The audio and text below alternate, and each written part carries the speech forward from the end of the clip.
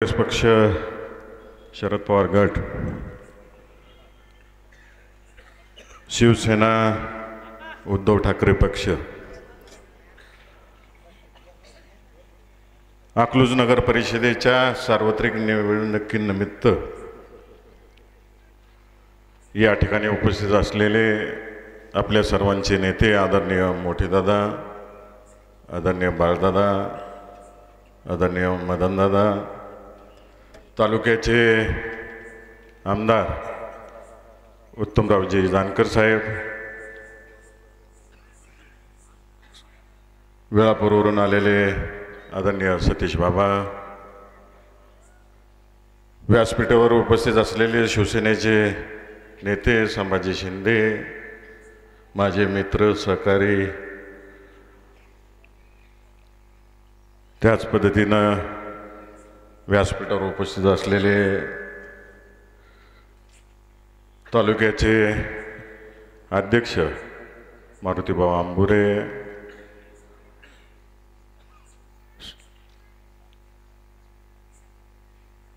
वाघमारे कुटुंबीय,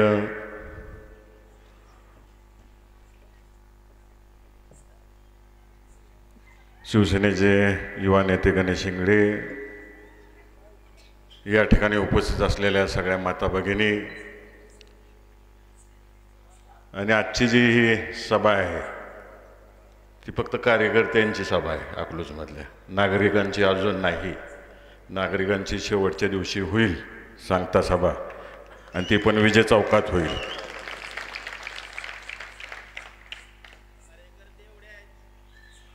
पक्षाची दिशा आणि विचार सांगण्यासाठी बोलवलेली ही बैठक आणि सभा आहे. अकलूजचा इतिहास आणि एक महत्त्वाचं नाव घ्यायचं राहिलं माझ्याकडून. एकमेव इमानदार माने पाटील ते म्हणजे किशोर काका.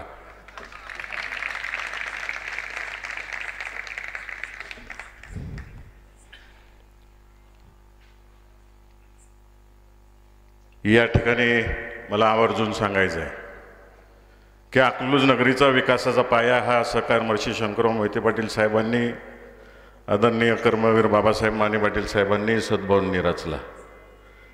त्यांच्यावर अनेक सहकार्यांनी, विविध जाती धर्मातल्या लोकांनी एकत्रितरित्या येऊन या गावाचा विकास रचण्याचं कामाची सुरुवात त्या काळामध्ये केली. आज 97 वर्ष झाली. त्यावेळेस लोकल बोर्ड होत. मग तेव्हा बापूजी व्होरा असतील, कोंडीबा फुले असतील, एकतपुरे मामा असतील, देवा मामा असतील, TM काले असतील, सखाराम गायकवाड असतील, रानू गुलबा गायकवाड असतील, कृष्णा वायकर असतील, भीमसेन दोरकर असतील, माणिकलाल शेठजी असतील, रहमतुल्ला शेख असतील, शमशेरबाई असतील, मगाशी भाषणामध्ये ज्यांचा उल्लेख झाला, मोठा बाबू आणि छोटा बाबू, तात्या गुळवेंचे वडील असतील,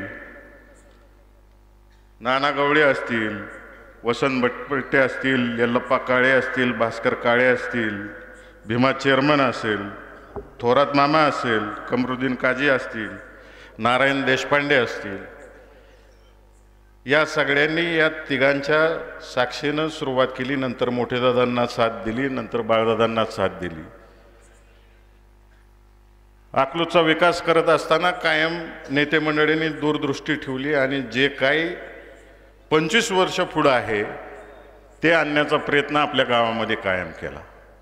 मगाशी भाषण करताना या ठिकाणी सांगितलं की 1972 साली की अकलूज वाढणार आहे, व्यापारीकरण होणार आहे कारखान्यामुळं, त्यामुळं गावाला टाउन प्लॅन लागू झाला पाहिजे म्हणून आदरणीय सहकारमर्षींनी, मोठेदादांनी या ठिकाणी टाउन प्लॅन आणला.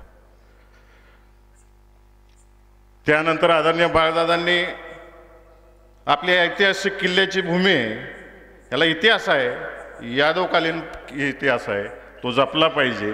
ज्या ठिकाणी अख्खं गाव हागणदारीला जात होतं त्या किल्ल्याचं सुशोभीकरण केलं आणि त्या ठिकाणी ग्रामपंचायतच्या मालकीचा किल्ला बनवला. आज लाखो पर्यटक या किल्ल्याला भेट द्यायला येतात. एवढ्यावरच बाळदादा थांबले नाहीत. बाळदादांनी प्रत्येकाचे गुण हेरले. इथले तरुणांना काम मिळालं पाहिजे, हाताला रोजगार मिळाला पाहिजे म्हणून ज्या ज्या ठिकाणी शासकीय जागा होत्या, ग्रामपंचायत मालकीच्या जागा होत्या, काही गोष्टी जुन्या मी आवर्जून सांगतोय. कारण का अलीकडे इंग्लिश भाषेमध्ये जेन झी म्हणतात, म्हणजे 18 ते 25 वयोगटातली जी मुलं आहेत, सयाजीच्या वयाची जी मुलं आहेत, ह्यांना हा जुना इतिहास माहीत नाही. आमच्या पिढीपर्यंत आम्ही बघितले बदलताना अकलूज, किंवा त्याच्या मागच्या पिढीनं पूर्ण बघितलेलं आहे. आज जर जुनी पाण्याची टाकी आहे महावीर पथावरची, त्या ठिकाणी सुरुवातीला आदरणीय दादांनी गाळे बांधले. सहकार मर्शींचा कर्मवीर बाबासाहेब माने पाटलांचा पुतळा आहे, तिथं गाळे बांधले. आणि बहुजन समाजातील मुलांना व्यवसाय करण्याची पहिली संधी कुणी दिली असेल तर ती बाळदादांनी दिली.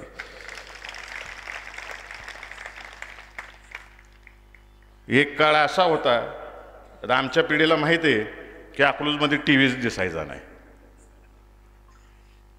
100 फुटी अँटिना उभा करायला लागायचा, तेव्हा कुठं मुंग्या मुंग्या त्यातून चित्र शोधून काढायचं आणि टीव्ही बघायचा, अशी परिस्थिती होती. आदरणीय दादांनी केंद्रीय मंत्र्यांच्या मागं लागून अकलूजला पहिलं दूरदर्शन केंद्र ग्रामपंचायत लेवलला तालुक्याच्या ठिकाणी असायची, तर अकलूजला पहिलं दूरदर्शन केंद्र आणलं. प्रत्येक घरात टीव्ही बघायला मिळायला लागला. जानकर साहेब तुम्हाला आठवत असेल, किशोर काकांना आठवत असेल, किंवा तुमच्या सिनियर पिढीला आठवत असेल, त्या काळी टीव्ही किती महाग होता. भारतात स्मगल होऊन यायचा टीव्ही आणि मग ते आपल्याला घ्यायला लागत होता. म्हणून सर्वसामान्य माणसाला टीव्ही बघता येत नाही, सर्वसामान्य कुटुंबातल्या माणसाला टीव्ही बघता यावा म्हणून बाळदादांनी प्रत्येक चौकात एक टीव्ही संच ग्रामपंचायतीच्या माध्यमातून ठेवला. अनेक लोकांनी पिढ्यांनी रामायण महाभारत त्याच्यावर बघितलं का नाही? चौकात चौकात गर्दी असायची ती बघायला. का तर श्रीमंत घरातली माणसं जर टीव्ही बघत असतील तर माझा सर्वसामान्य कुटुंबातला व्यक्तीने सुद्धा करमणूक का केली नाही पाहिजे, त्याचा वेळ का घालवला नाही पाहिजे, म्हणून ही सुविधा निर्माण करून दिली त्या काळात. जेव्हा या महाराष्ट्रामध्ये फक्त मुंबई आणि नागपूरमध्ये ऑलिम्पिक साईजचा स्विमिंग पूल होता, पुण्याला सुद्धा नव्हता, अजून सुद्धा सोलापूरला नाही, तेव्हा अकलूजमध्ये ऑलिम्पिक साईजचा स्विमिंग पूल केला. का तर माझ्या इथला खेळाडू निर्माण झाला पाहिजे, स्विमिंगपट्टू निर्माण झाले पाहिजेत, ते बाळदादांनी त्यावेळेस केलं. नॅशनल लेवलचा स्विमिंग पूल या ठिकाणी आणला.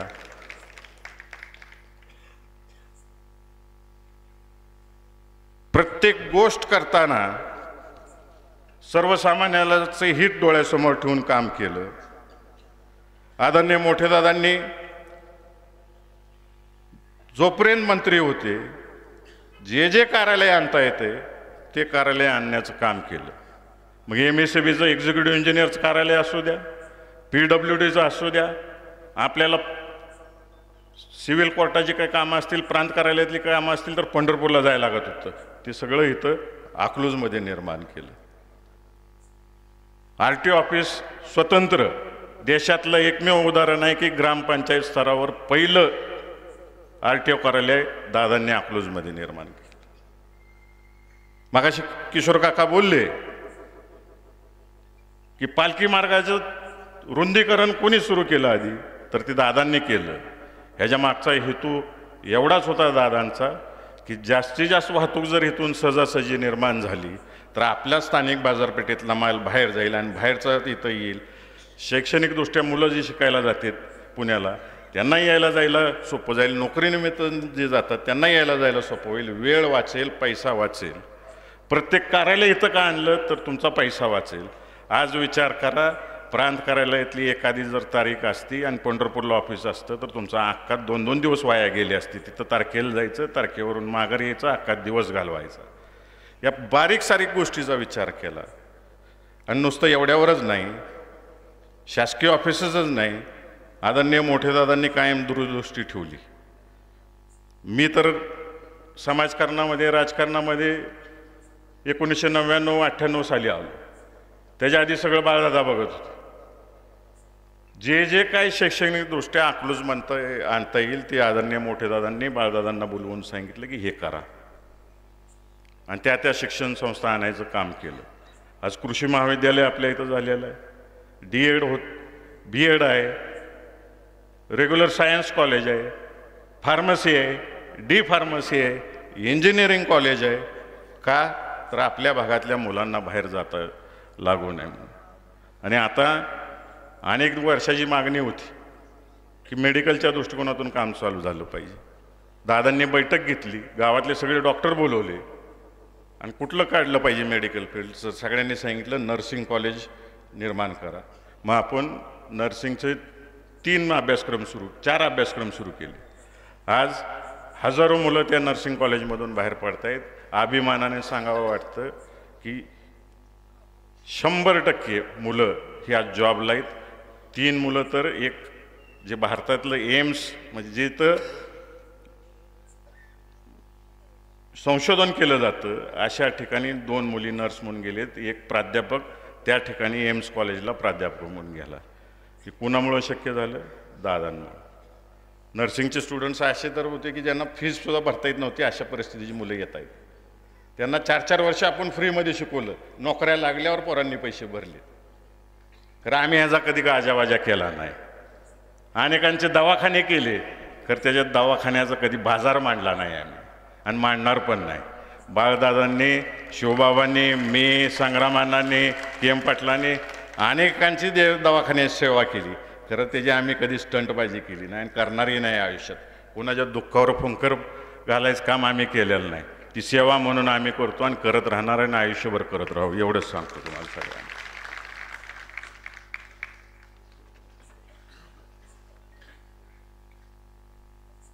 या अकलूजमध्ये जानकर साहेब फक्त एकच सर्जन यायचा राहिलेला आहे. बाकी सगळ्या प्रकारचे सर्जन आहेत, बाहेर कुठं जायला लागत नाही. न्यूरो सर्जन फक्त नाही. अनेक डॉक्टर मंडळी आहेत इथं बसलेले. कशामुळे आली सगळी डॉक्टर मंडळी इथं अकलूजमध्ये? प्रेम, सहकार्य, सगळ्या गोष्टीचं सहकार्य मिळतंय या ठिकाणी. आज सुरक्षा आहे. जवळजवळ अकलूजमध्ये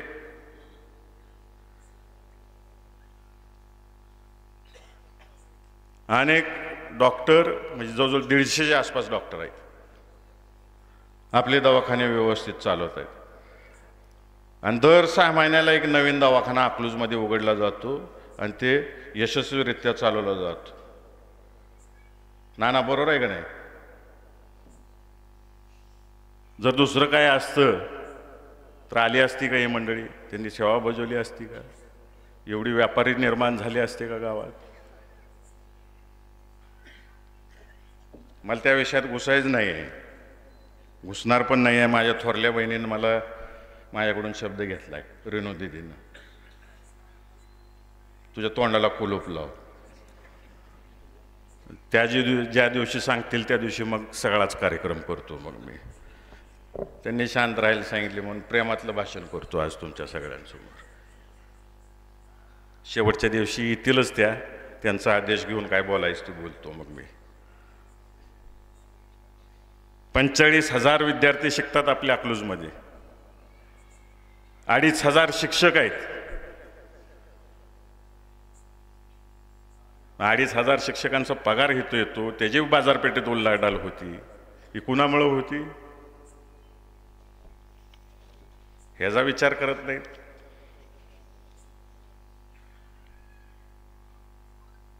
कारखान्याची उलाढाल होती. नुसतं शेतकऱ्यांचं पेमेंट 250 कोटी जाते. म्हणजे काय उलाढाल होत असेल आपल्या गावामध्ये बघा. अकलूजमध्ये या जिल्ह्यात काम केलेले अनेक अधिकारी रिटायरमेंट नंतरचं सगळ्यात निवांत शहर कुठलं तर अकलूज म्हणून इथं प्लॉट घेतात आणि इथं राहतात आणि इथं आपल्या मुलांना शिक्षण देतात. इंदापूर तालुका असू दे, इकडं शेजारी माढा तालुका असू दे, मान मसवड तालुका असू दे, सांगोला तालुका असू दे, इथले अनेक व्यापारी अकलूजमध्ये येऊन स्थायिक झालेत. आज सोन्या चांदीची दुकानं सगळ्यात जास्त कुठली आहेत? मान तालुक्यातली आणि सांगोला तालुक्यातली आणि आटपाडी तालुक्यातली अकलूजमध्ये आहेत. जे कोण काय बोलतंय तसं असतं तर ही मंडळी आली असती का इथे? एवढी मोठी मोठी दुकानं थाटली असती का? एक तर पंढरपूरचे आहेत, मी त्यांच्या दुकानाचं उद्घाटन केलं, खरं ते इथं पंढरपुरामध्ये नसतात. 30 वर्ष झाले ते नेपाळमध्ये राहतात. नेपाळमध्ये सोन्या चांदीचं दुकान आहे. त्यांनी पंढरपूर तालुका सोडून अकलूज निवडला आणि अकलूजमध्ये दुकान टाकलं. का टाकलं? तर इथं सुरक्षितता आहे, हमी संरक्षणाची. इथं काय होणार नाही ही नेपाळमध्ये बसलेल्या व्यापाऱ्याला कळतंय आणि इथले लोक काय तर बोलतात.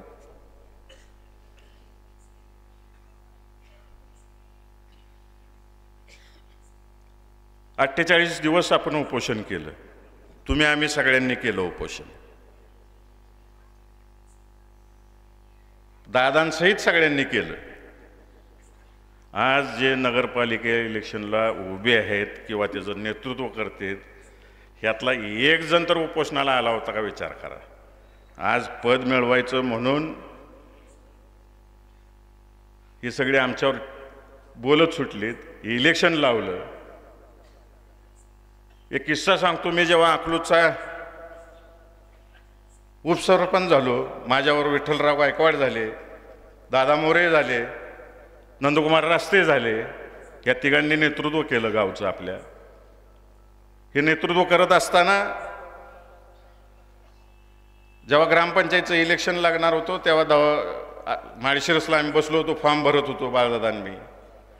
दत्ताप्पा वाघमारे, अण्णा कुलकर्णी, दत्ता पवार यांनी सांगितलं की दादा आपण गावातल्या गावात कशाला भांडायचं. तेव्हा सेना आणि आमचं भांडण जोरात होतं, वैचारिक मतभेद होतं.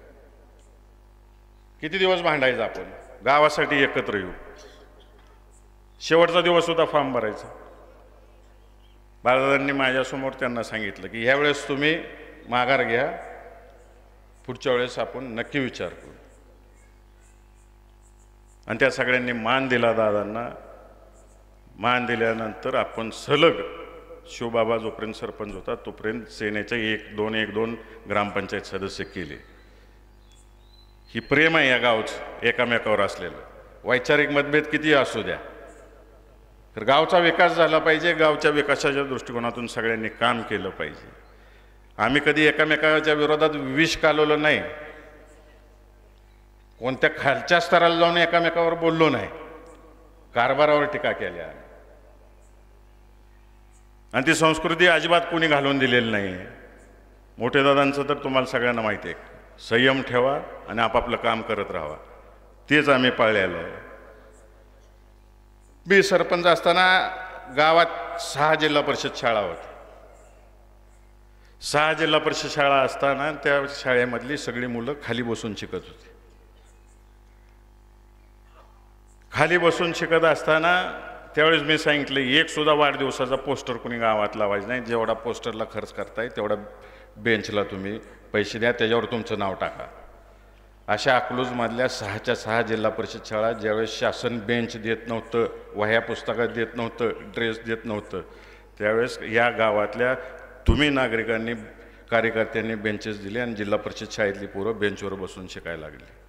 डिजिटल शाळा महाराष्ट्रात कुठं सुरू झाली तर ती पहिली अकलूजमध्ये सुरू झाली, आपल्या कौलारू शाळेमध्ये त्या ठिकाणी. त्याच पद्धतीनं आपण वह्या फ्री दिल्या, पुस्तकं फ्री दिली, पेनसहित दप्तरासहित कपड्यासहित मुलांना दिलं. नंतर शासनाच्या योजना आल्या. मागाशी मी म्हणलं 25 वर्ष पुढं आहे प्रत्येक गोष्टीमध्ये. राज्यातली पहिली ग्रामपंचायत जी कॉम्प्युटराइज झाली, बिलं सगळी कॉम्प्युटरवर निघायला लागली. दादांनी एक पायंडा पाडून दिला होता अकलूजला, मोठे दादांनी, आणि तो अजूनपर्यंत ठेवलाय आपण पायंडा, की आम्ही किंवा ते ग्रामपंचायत बॉडी किंवा नगरपालिका सदस्य कोण निर्णय घेणार नाहीत. जे विचारायचं आहे ते जनतेला घेऊन करायचं. आदरणीय दादांनी मी उपसरपंच झालो त्यावेळेस पहिली बैठक शिवरत्न बंगल्यावरती घेतली. गावातली सगळी लोकं आली आणि गावातल्या लोकांना विचारलं काय करायचं, तुम्हाला गावात काय काय असलं पाहिजे. प्रत्येकाने मुद्दे मांडले. कोणी सांगितलं स्वच्छ पाहिजे, सुंदर पाहिजे, असे प्रत्येकाने मुद्दे मांडले. त्या ठिकाणी काजी गल्लीतले एक वयस्कर गृहस्थ होते, मला वाटतं ते ह्याचं काम करायचे, गफूर मिस्त्री गवंडी काम करायचे. तासभर सगळी घमासान चर्चा झालेली, हे पाहिजे, इथं बगीचा पाहिजे, तिथं रस्ता पाहिजे, एवढा रस्ता झाला पाहिजे, ते झालं पाहिजे. गफूर मिस्त्री उठले आणि म्हणले, दादा आम्हाला काही कळत नाही बघा, ती पॅरिस का फॅरिस काय तसं आपलं अकलूज झालं पाहिजे. मग अकलूजचा बायपास झाला. गावात टपऱ्या होत्या, त्या टपऱ्या निघाल्या पाहिजेत, गाव घाण दिसतंय असं म्हणून सगळ्यांनी मांडलं. सगळ्या टपरीधारकांना बोलवलं आणि आपण गाळे बांधून देऊ म्हणून सांगितलं. 6 महिन्याच्यात गाळे बांधून देऊ म्हणून सांगितलं आणि तुमचं पुनर्वसन करू. हे करत असताना लोकांच्या मागं खंबीरपणाने कोण उभं राहिलं? आदरणीय बाळदादांनी त्यावेळेस सगळ्यांना पतपुरवठा केला. ते गाळे उभे राहिले शिक्षण प्रसारक मंडळाचे, मार्केट कमिटीचे. त्याच पद्धतीनं अकलूज ग्रामपंचायतीचे गाळे उभे राहिले. आज ताटमानाने सगळी त्या दुकानात बसतात. 1005 गाळे आहेत शिक्षण प्रसारक मंडळ, ग्रामपंचायत, आता नगरपालिका आणि मार्केट कमिटी. ही 1000 वेगळी आणि त्यांच्या दुकानात असलेली कामाला वेगळी. एकूण 5000 लोकांना आम्ही रोजगार दिलाय. हा विकास आम्ही केलेला आहे गावसाठी.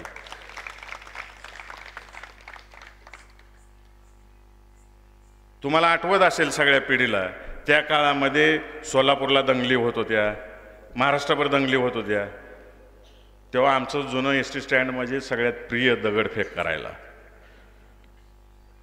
कुणी उठायचं दगडफेक करायचं, लगेच गाव बंद करायला सगळ्यात सोपा मार्ग. मंडई बंद, सगळं बंद. हे मी हेरलं. मोठे दादांचा सल्ला घेतला, बाळदादांचा सल्ला घेतला आणि तेव्हा नुकतंच आराराबाबने स्वच्छता अभियान आणलं होतं अकलूजमध्ये. राज्यामध्ये शौचालय बांधले पाहिजेत. मी ग्रामसभा बोलवली आणि गावातली जेवढी सुशिक्षित बेकार मंडळी होती आणि ह्या कृत्यात असायची ती सगळी बोलवून घेतली आणि त्यांना सांगितलं, प्रत्येकानं जर 100 शौचालय बांधायला माणसांना प्रवृत्त केलं तर मागल तिथं नोकरी, मागल तिथं गाळा. आज 113 पोरं नोकरी करतायत किंवा स्वतःचा व्यवसाय करतायत. म्हणजे वाईट मार्गातनं चांगल्या मार्गात आणली आम्ही पोरं. त्यांना 2 नंबरचे धंदे करायचं शिकवलं नाही किंवा 2 नंबरचा धंदा करायला प्रोत्साहन दिलं नाही. चांगल्या मार्गाला लावली. आज ताटमानेने फिरतील. त्यातला एक इथं समोर बसलाय अजित दहेंजे. कुठं आहे अजित? त्यानं 100 शौचालय बांधले. त्याला आता सगळी सर म्हणतात. हे बदल घडवला. उन्हामुळं घडला, आदरणीय मोठे दादांमुळं, बाळदादांमुळं. कोविड काळामध्ये उपासमारीची वेळ आली. गावातल्या 24,000 कुटुंबांना अन्नधान्य द्यायचं काम बाळदादांनी केलं. पूर आला दोन्ही वड्यांना. 3 दिवस विस्थापित झालते, बरोबर ना बाबा? 3 दिवस बाबांनी काकींनी जेवण दिलं सगळ्यांना.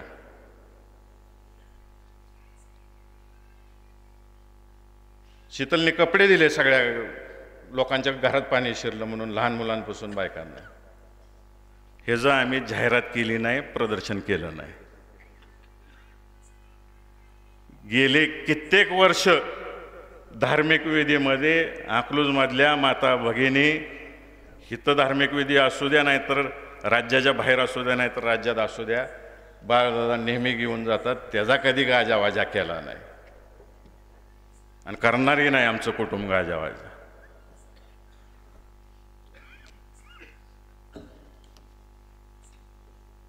मगाशी जसं मी तुम्हाला सांगितलं सगळ्यांना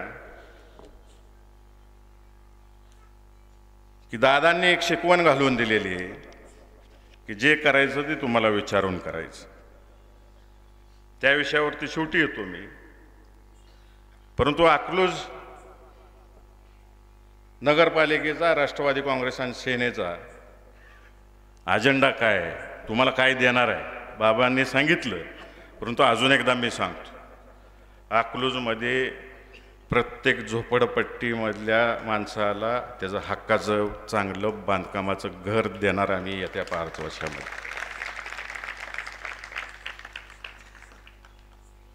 आदरणीय बाळदादांनी जी सांस्कृतिक चळवळ उभी केलेली आहे अकलूजमध्ये, त्या मुलांसाठी अद्ययावत असं सभागृह, सांस्कृतिक सभागृह या ठिकाणी बांधणार आणि त्या ठिकाणी त्यांना ट्रेनिंग सेंटरसुद्धा उभं करणार आणि त्यातून अनेक कलाकार या राज्याला देण्याचं काम आम्ही त्या माध्यमातून करू. जुनं एस.टी. स्टँड आहे, आदरणीय रणजितदादांच्या माध्यमातून BOT तत्वावर त्या ठिकाणी सुशोभी करून नवीन गाळे बांधून पिकअप शेड, म्हणजे ज्या आज गावातल्या गाड्या तिथून जातात त्या आहे अशा ठेवून, तिथलं रिपेअर सेंटर आहे असं ठेवून, एक गावाला सुंदर दिसेल असं त्या ठिकाणी नवीन स्टँडची निर्मिती करणार. तरुण पोरं अलीकडे स्पर्धा परीक्षा मोठ्या प्रमाणावर देतात. जुनं वाचनालय आहेच, परंतु अजून एक वाचनालय उभं करणार की ज्यात फक्त UPSC MPSCच्या परीक्षेची पुस्तकं असतील आणि लेक्चरच्या दृष्टिकोनातून जे काही उपलब्ध करून देता येते ते करण्याचं काम नगरपालिकेच्या माध्यमातून आम्ही तुम्हाला देऊ. आज सगळीकडे लाईटचे खांब तुम्हाला वर दिसतात, त्या सगळे अंडरग्राऊंडमध्ये करून द्यायचं काम आम्ही करू. अकलूजला व्यापाऱ्यांचं शहर बनवणार.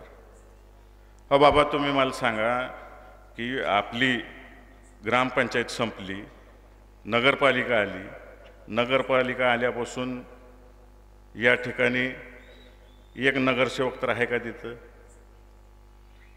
सगळे CO शासकीय अधिकारी कारभार बघतील. शासकीय अधिकारी दमदोन कोण आणतं इथं? जानकर साहेबांनी सांगितलंच. मग आम्ही काम बघत होतो का? गटरी साफ झाल्या पाहिजेत, हे झालं पाहिजे, आम्ही बघत होतो, सांगत होतो, परंतु त्या अधिकाऱ्यांवर कोणाच दबाव होता ते आमचं ऐकायचं नाही. ही सगळ्या जनतेनं लक्षात ठेवलं पाहिजे. म्हणून रणजितदादांनी पाण्याची अडचण आहे म्हणून 500 कोटीची योजना आणली. आता सगळ्या नागरिकांना, इतर जमलेल्या कार्यकर्त्यांना आवर्जून सांगायचं आहे, तुम्हाला पटवून सांगायचं आहे सगळ्यांना, येत्या 2 वर्षामध्ये सगळं अंडरग्राऊंड ड्रेनेज होईल. मग वर तुमचे चकाचक रस्ते होतील, जसे पूर्वी होते तसे सिमेंटचे असतील, काही ठिकाणी डांबरीकरणाचे रस्ते असतील, परंतु अकलूजचा कोणताही कोपरा शिल्लक राहणार नाही. ह्याची 100% ग्वाही तुम्हाला सगळ्यांना मी या ठिकाणी देतो. तरुण पिढी इंस्टाग्राम, फेसबुक ह्याच्यावरती जी आहे, अकलूजमधल्या आणि महिलांसाठी यूट्यूबवर असतात सगळ्या. जसं बाळदादांनी प्रत्येक चौकात TV लावला होता, तसं प्रत्येक चौकात ही जी बॉडी निवडून येईल तरुणांसाठी आणि महिलांसाठी मोफत वायफाय प्रत्येक चौकात द्यायचं काम आम्ही करू. गेले 5 वर्ष रणजितदादा पाठपुरावा करतायत. मागच्या महिन्यातच त्याची मंजुरी आली. आपला सरकारी दवाखाना कमी पडतोय. दादा मंत्री असताना तो 100 बेडची मंजुरी मिळाली, परंतु जागा अभावी त्याला वाढ करता येत नव्हती. आता ती जागा हस्तांतराची प्रक्रिया कलेक्टर ऑफिसला चालू आहे, लवकरच होईल.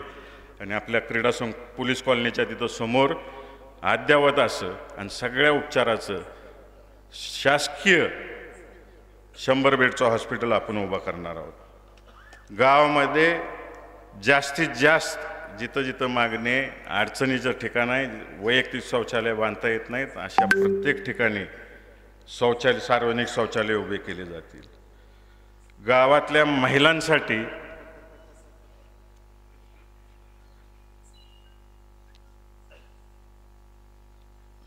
अकलूजमधल्या महिलांसाठी बचत गटासाठी ट्रेनिंग सेंटर उभं केलं जाईल. दरवर्षी 100 महिलांना जिथं जिथं भारतामध्ये मोठी प्रदर्शन भरतेत, मशिनरी बघायला मिळते, नवीन व्यवसाय कसा करायचा, हाय व्यवसाय कसा वाढवायचा, दरवर्षी 100 महिलांची ट्रिप काढली जाईल, दाखवून आणलं जाईल. आल्यानंतर बँकेचा पाठपुरावा केला जाईल. बँकेचा पाठपुरावा करून त्यांना त्याच्या मशिनरी देऊन त्याच्यावर थांबणार नाही. अकलूजमधल्या मोक्याच्या ठिकाणी बचत गटासाठी बचत भवन उभं करणार आणि त्यांचा माल त्या ठिकाणी विक्री ठेवण्यासाठी जागा उपलब्ध करून देणार. इंडोर स्टेडियम बांधणार आहे. क्रीडा संकुलच्या मागं आपण इंडोर स्टेडियम उभं करणार आहे. आणि एका मुलीवर जर शस्त्रक्रिया केली कुटुंबाने, त्या कुटुंबातला जन्मल्या मुलीला दरवर्षी नगरपालिकेच्या माध्यमातून, दरवर्षी नाही, एकदा ऑपरेशन केल्यानंतर 10,000 त्या मुलीच्या नावे ठेवणार. ती 18 वर्षाची पूर्ण झाल्यावर ते पैसे जे व्याजासहित असतील आणि ते पण नॅशनलाइज बँकेत ठेवणार आणि त्या मुलीच्या नावाने करणार.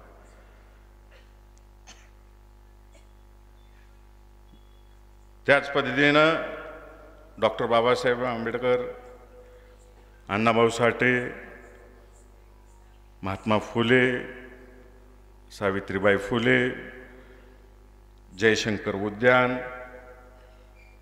या सगळ्या पुतळ्यांचं पूर्णाकृती पुतळे आपण उभे करणार. तसेच अहिल्यादेवींचं आणि बसवराज महाराजांचं सुद्धा स्मारक आपण अकलूजमध्ये उभं करणार. आणि गेल्या अनेक वर्षाचं मागणी बौद्ध उद्यान आपल्याला हे करायचं आहे, विहार उद्यान, आणि तिथं विहार करायचं आहे. आदरणीय रणजितदादांच्या आमदार फंडातून त्याच्या वॉल कंपाऊंडला आपण 30 लाख रुपये दिलेले. माझ्या ह्याच्यातून सुद्धा इलेक्शन लागायच्या आधी आपण खासदार फंडातून दिलेले आणि तुम्ही सगळ्यांनी आता तो डिझाईन फायनल केलेला आहे. तर आपल्या भागातील सर्वोत्कृष्ट असं बौद्ध विहार त्या ठिकाणी उभा करण्याचं काम आपण येत्या 5 वर्षामध्ये करणार नाही. 5 वर्ष तर अजिबात लागणार नाही, येत्या 2 वर्षातच होऊन जाईल सगळं ते.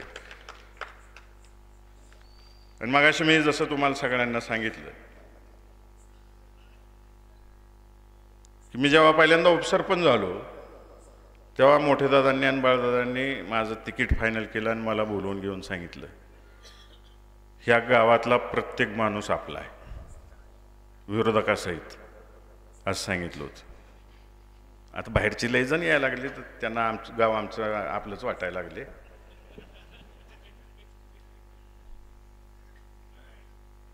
त्यामुळं शिवबाबा, सयाजी, सगळे उमेदवार, तुम्ही सगळे नगरसेवक होणार आहे. हे गाव आपलं आहे, या गावची माती आपली आहे आणि गावातली माणसं सुद्धा आपली आहेत. आणि या माणसांसाठी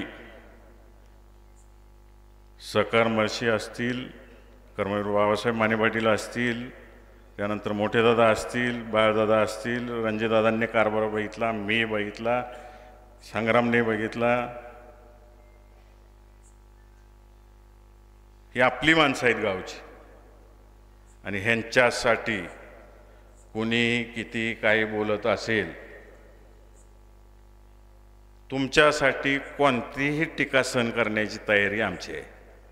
या गावासाठी आम्ही काही सहन करू, परंतु गावावर आलं तर अजिबात सोडणार नाही, याद राखा. तुम्हाला सगळ्यांना सांगतो, आमच्या गावाची एकात्मता जर तोडण्याचा प्रयत्न तुम्ही केला, आम्ही उतरण्याच्या आधी या गावातली जनताच तुम्हाला दाखवून देईल ही अकलूज काय आहे, अकलूजचा पॅटर्न काय आहे, अकलूजची चमक काय आहे, अकलूजची धमक काय आहे. ही जनता आज नाही 4 पिढ्या सांभाळून ठेवलेली आहे. आम्ही बंद दरवाजा कसंही भांडू, चव्हाट्यावर आणणार नाही, परंतु बाहेर येताना आम्ही सगळी एक म्हणूनच येऊ आणि गावच्या इब्रतीसाठी कोणत्याही थराला जायची तयारी आणि मग काय वाटेल ती भोगायची तयारी.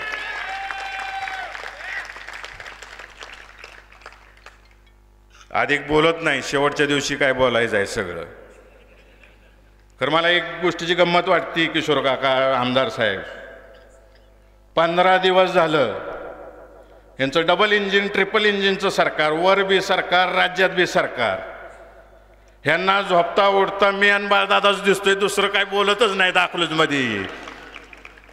अरे गावचा विकास काय करणार आहे, ब्लू प्रिंट काय अकलूजसाठी, तुम्ही या गावाला काय देणार आहे तुम्ही, ह्याच्यावर एक शब्द काढला का रे बाबांनो गेलाय 15 दिवस.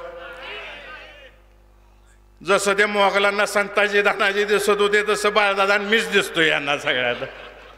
शेवटपर्यंत तेच दिसू दे तुम्हाला. आम्हाला फक्त अकलूजचा विकास दिसतो आणि त्यासाठी वाटेल ती किंमत मोजायची तयारी मोहिते पाटील, आणि के.एम. पाटलांची आमची सगळ्यांची तयारी आहे. तुम्ही सगळे पुढं सरका, आम्ही तुमच्या पाठीमागे खंबीरपणाने उभं राहू एवढीच ग्वाही देतो आणि आपल्या सर्वांची रजा घेतो. जय हिंद, जय महाराष्ट्र.